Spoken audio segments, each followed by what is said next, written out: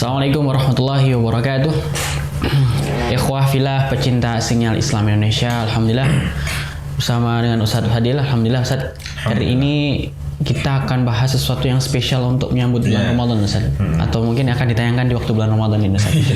Jadi kalau kita sangat-sangat tahu ya bahwasanya bulan Ramadan ini adalah bulan Al-Quran Ustadz. Jadi saya terpikir-pikir juga, jadi sebenarnya apa amalan yang dilakukan oleh Rasulullah ketika bulan Ramadan, ataupun para sahabat dan para salafus saleh, atau para imam-imam kita, para alim ulama dan sebagainya Ustaz. Mungkin insya Allah kita akan membahas lebih mendalam Ustaz. Jadi tentang Al-Quran di bulan Ramadan Ustaz. Jadi gimana sih amalan para panutan-panutan kita ini Ustaz. Jadi nanti insya Allah kita akan bahas kitab Ustaz. Ini kita akan bahas insya Allah hadis-hadis. Hadis-hadis mengenai Al-Quran. Ada banyak hadis yang kita kumpulkan sampai 80-an hadis. Ya, tadinya saya pengen bahas itu panjang banyak, tapi ternyata tidak bisa terlalu panjang ya. Karena puasa juga gini. Namun tetap kita akan maksimalkan bagaimana nantinya sehingga bagaimana di bulan Ramadan kita bisa lebih memahami lagi, faham lagi.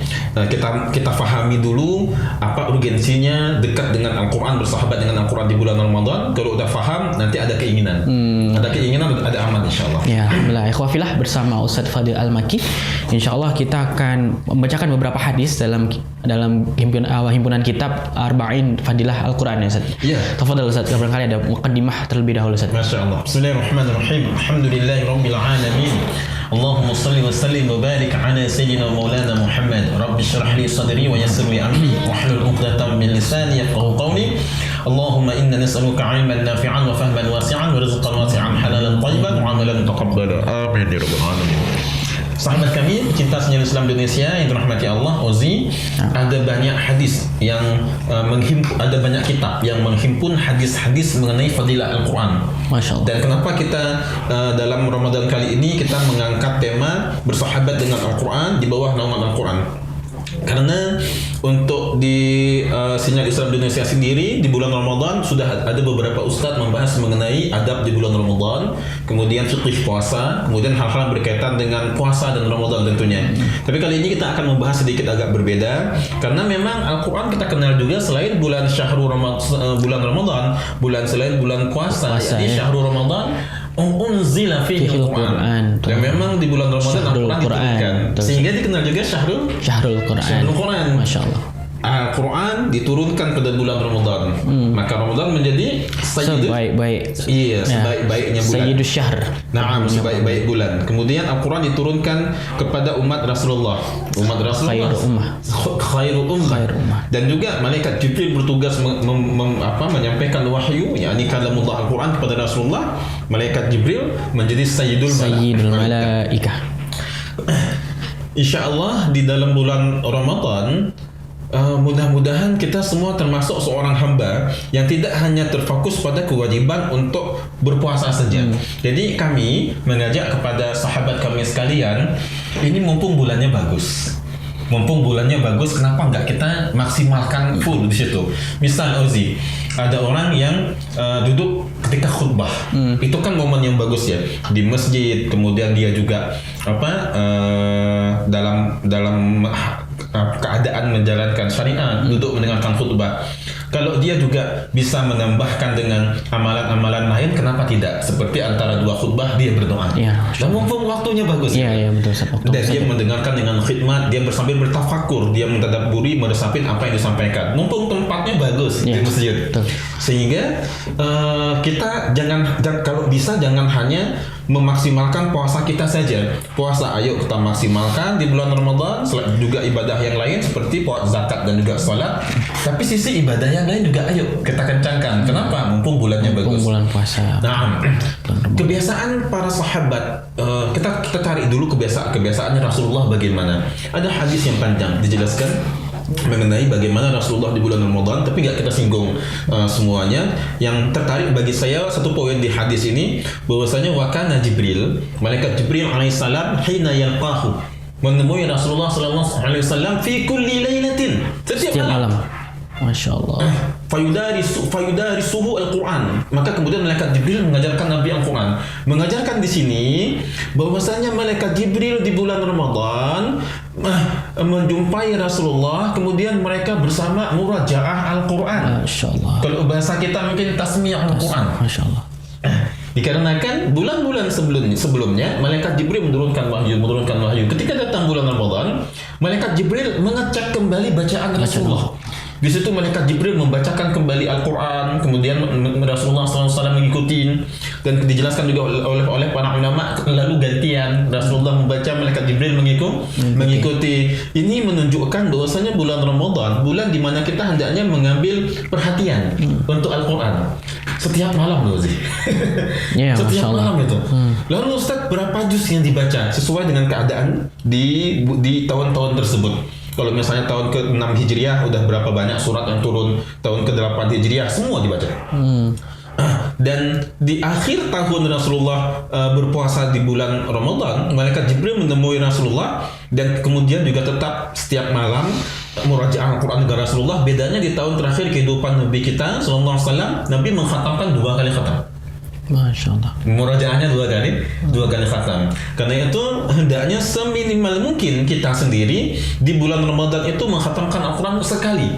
Minimal. Nabi sallallahu alaihi wasallam biasanya setiap tahun itu di bulan Ramadan khatam sekali dengan malaikat Jibril. Masya Allah. Tapi khatamnya itu bukan sembarangan khatam. Khatam juga sambil Murajaah. Khatam sambil murajaah. Yang ini ganti-gantian di situ. Malaikat Jibril membacakan kembali semua. Itu semua sih. Apakah semalam selesai? Enggak. Kan 30 malam tadi kan. Iya. Dalam sebulan biasanya Nabi sekali khatam di bulan Ramadan. Malaikat Jibril membacakan, Nabi mendengarkan, kemudian gantian. Di akhir tahun kehidupan Nabi 2 kali. Malaikat Jibril ngecek lagi hafalan Nabi sallallahu alaihi wasallam. Lalu bagaimana keadaan sahabat, tabi'in dan tabi'in, semuanya mereka adalah pribadi yang ketika di bulan Ramadan meninggalkan semua kajian-kajian. Meninggalkan semua kajian ilmu-ilmu agama yang ditinggalkan. Fokus, sehingga para ulama hadis mengatakan ketika datang bulan Ramadan kami simpan kitab hadis kami. Kami tinggalkan dulu kitab hadis kami dan kami semuanya fokus kepada Al-Quran. Jadi ini panutan kita seperti ini sih. Di bulan Ramadan itu kita benar-benar fokus untuk Al-Quran. Kemudian di bulan Ramadan itu ada i'tikaf 10 hari terakhir.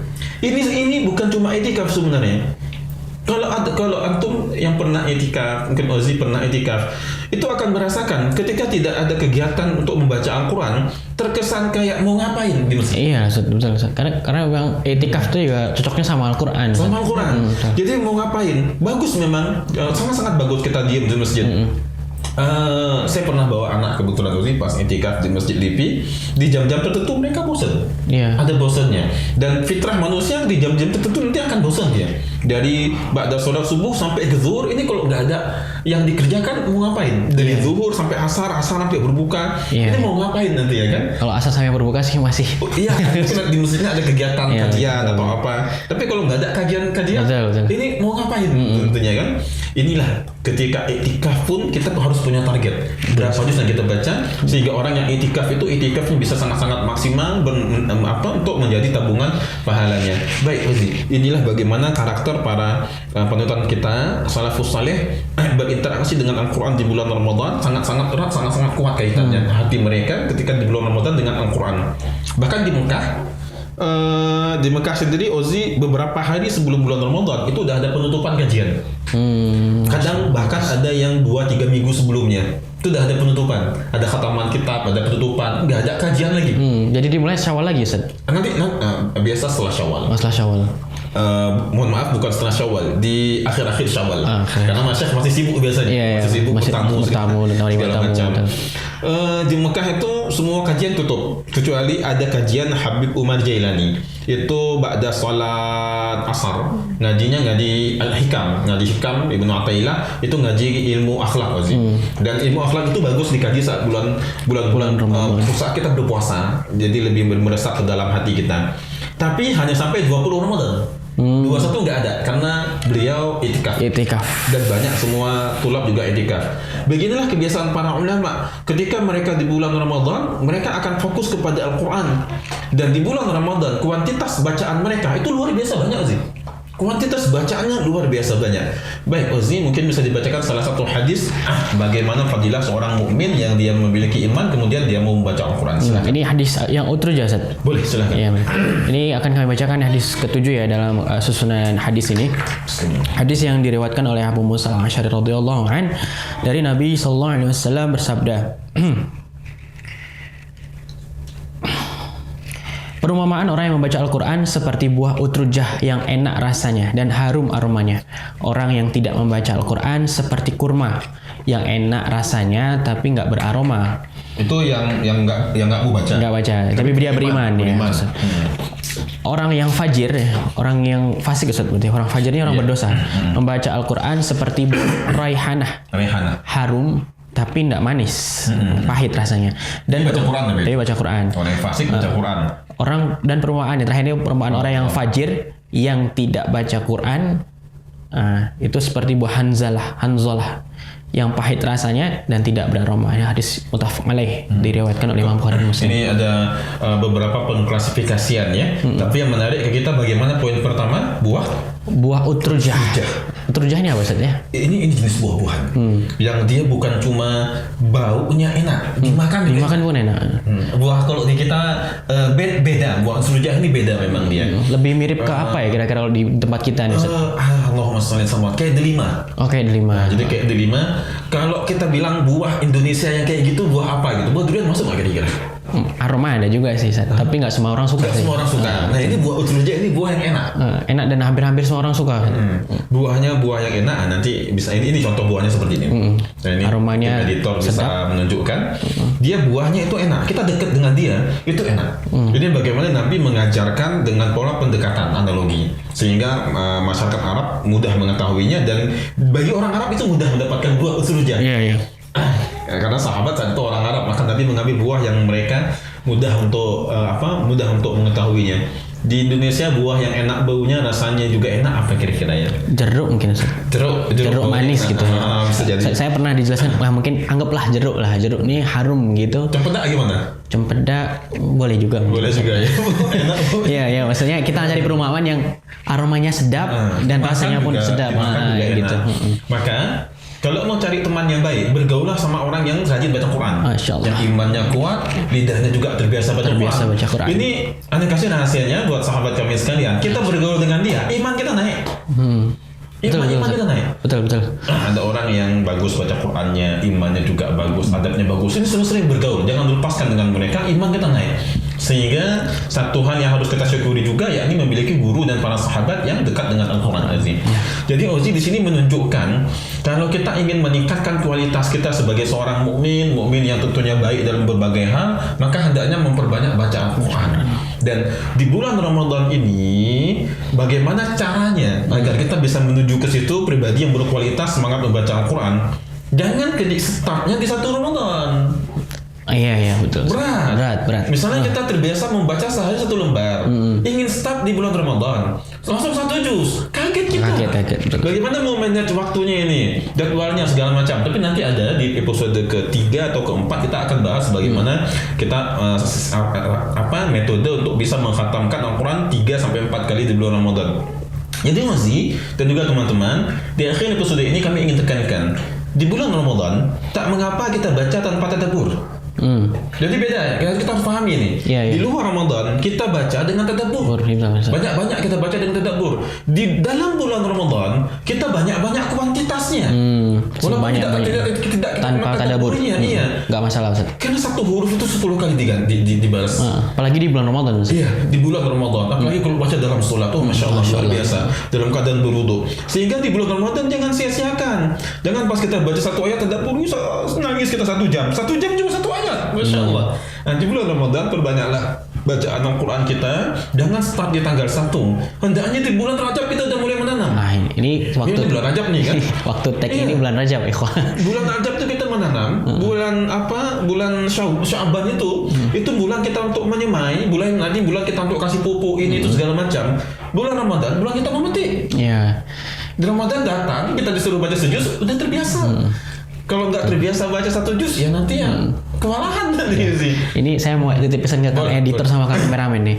Kang, ini berarti harus diposting sebelum Ramadan ini. Iya. Nanti kalau lihatnya Ramadan, wah dah telat lihatnya.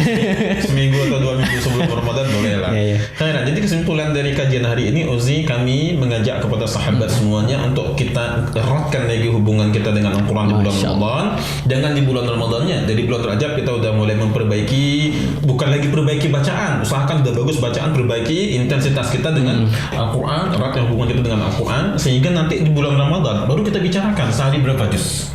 Nah, mudah-mudahan kita menjadi pribadi yang lisan kita terbiasa membaca Al-Quran. Amin ya rabbal alamin. Fadhal. Alhamdulillah. Ya, ifaflah. Satu hadis, tapi masya Allah penjelasannya Muqaddimah. sangat padat. Lama muqaddimah. Tapi mukadimahnya pun sudah mencerahkan kita ya. Insya Allah nanti di segmen selanjutnya kita akan bacakan hadis-hadis yang lain. Ada banyak hadis ya ikhwah dan semuanya adalah tentang fadilah Quran. Syukran jazakallahu Ustaz. Barakallahu fikum. Mudah-mudahan ikhwah fillah juga makin dekat dengan Al-Qur'an ya. Assalamualaikum warahmatullahi wabarakatuh.